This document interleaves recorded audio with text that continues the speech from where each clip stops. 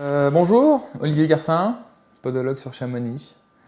Je pratique la course à pied depuis maintenant 2003-2004 et je m'occupe de l'ultra trail en tant que podologue. Donc quand on court en minimaliste, en fait, le but n'est pas de poser le pied comme ça, mais le but est simplement de poser le pied avec une légère incidence au niveau de l'avant-pied, et après en fait ce qui se passe c'est que le pied va poser à plat et il va rebondir. Le but n'est pas de poser le pied comme ça, c'est pas possible, on ne peut pas courir comme ça. Mais le but c'est simplement de poser le pied d'abord au niveau de l'avant-pied, légère incidence, on pose le talon et on repart. La pose du talon est très très courte. On change sa façon de courir. Quand on pose une attaque talonnière, l'onde de choc est verticale dans le tibia, monte dans le genou, la hanche, le dos. En effet, on a besoin de coussins amortisseurs à tous les niveaux. Donc le capiton plantaire en fait partie. Après, on a les ménisques, et puis après, on a tous les disques intervertébraux plus hauts qui vont absorber l'onde de choc. Du coup, on va rajouter une couche de mousse sous la chaussure, puis après une couche d'autres matériaux absorbants, puis ainsi de suite. Et on va aller jusqu'où? Quand on va poser l'avant-pied, du coup, on va poser le pied, on va attaquer le pied de cette, non pas impact au bas, mais en glissement. On aura un cisaillement de force, avant-arrière, et ça sera un travail excentrique du quadriceps et du triceps, qui par contraction excentrique vont absorber l'onde de choc. On aura une triple flexion de hanche, genou, cheville qui va absorber l'onde de choc. C'est que ça fait depuis 60 ans, depuis les années 60 qu'ils ont créé les chaussures de course à pied avec des amortis talonniers de plus en plus hauts, de plus en plus techniques pour détendre les tendinopathies d'Achille. Ça n'a jamais eu réel effet. Ils ont créé ce qu'on appelle la pronation d'effort avec les chaussures, c'est-à-dire que plus on est haut au niveau du talon, donc ce qu'on appelle le drop, plus on va détendre quand on est en position légèrement fléchie, c'est-à-dire en position ce qu'on appelle unipodale au niveau du passage du pas, on va détendre le mollet, le muscle du mollet, le triceps sural, qui stabilise le genou dans cette position. S'il stabilise et s'il est détendu, il va partir en ce qu'on appelle en pronation.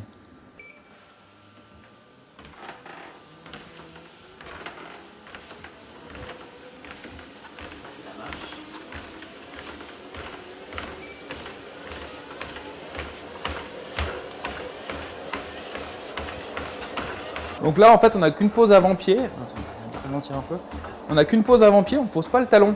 Donc du coup, l'onde de choc est très fine, on n'entend rien, on n'entend pas de bruit. Là, je vais passer en pose donc talon. Donc voilà, on sent la différence, c'est immédiat. Donc là, on se rend bien compte, le tapis roulant il tremble, le cabinet il tremble, tout bouge. Et je repasse en avant-pied. On accélère un peu. Donc là, on est à 16 km/h. Quand on commence à courir, on nous dit toujours amorti. Il faut mettre de l'amorti. Et on nous dit jamais travailler la technique.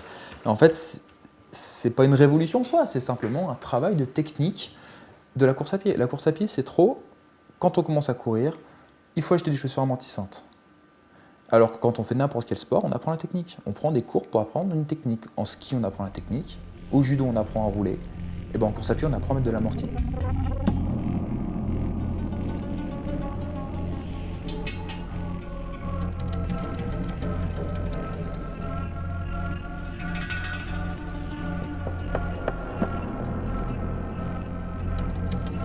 Je suis Frédéric Brigaud, consultant en biomécanique humaine et ostéopathe déo de formation. Le barefoot oblige à une prise d'appui avant-pied. Il n'est plus possible de poser le talon car nous n'avons plus la chaussure pour protéger le talon, justement d'avoir ce système amortisseur. Donc quelqu'un qui va passer d'une prise d'appui talon à une prise d'appui avant-pied va changer totalement sa technique de course et surtout va solliciter différemment son système musculo-squelettique.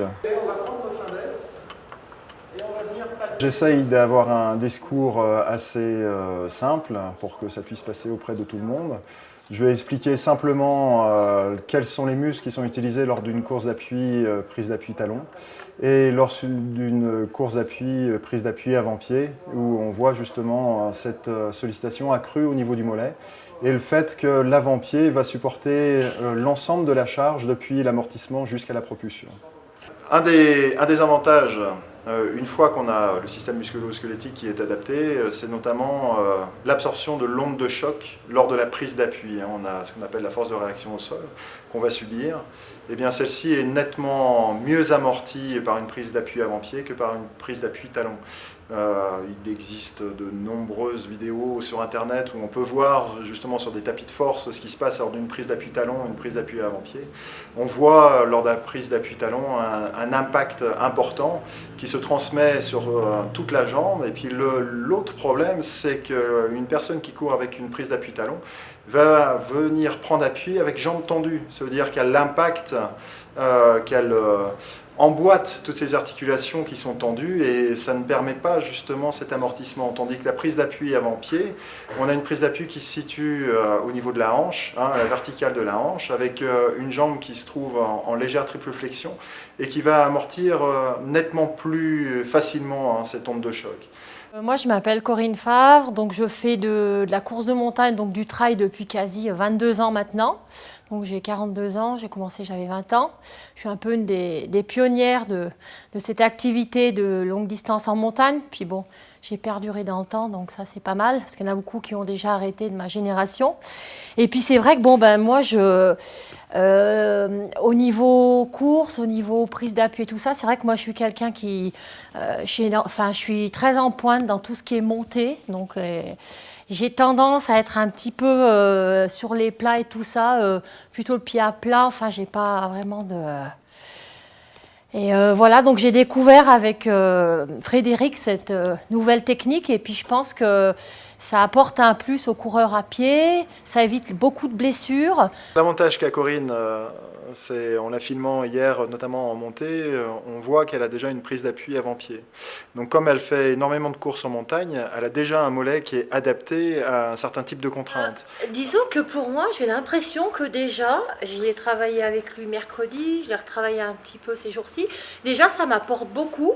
Tout de suite, et je pense que j'avais peut-être déjà des prédispositions, je courais déjà comme ça sans m'en apercevoir, et en fait pour moi c'est un gain, surtout dans les descentes, d'être sur la pointe, d'être sur l'avant, alors que d'être tout en retenue, talon arrière et de taper, c'est vraiment pas bon quoi, il faut être léger et donc pour moi j'ai l'impression que ça devait déjà être intégré, mais maintenant que je l'expérimente davantage, ça m'apporte. On va expérimenter cela avec Corinne pour voir le temps d'adaptation nécessaire pour elle, avec cette nouvelle technique de prise d'appui, ses difficultés, ses facilités, ainsi de suite.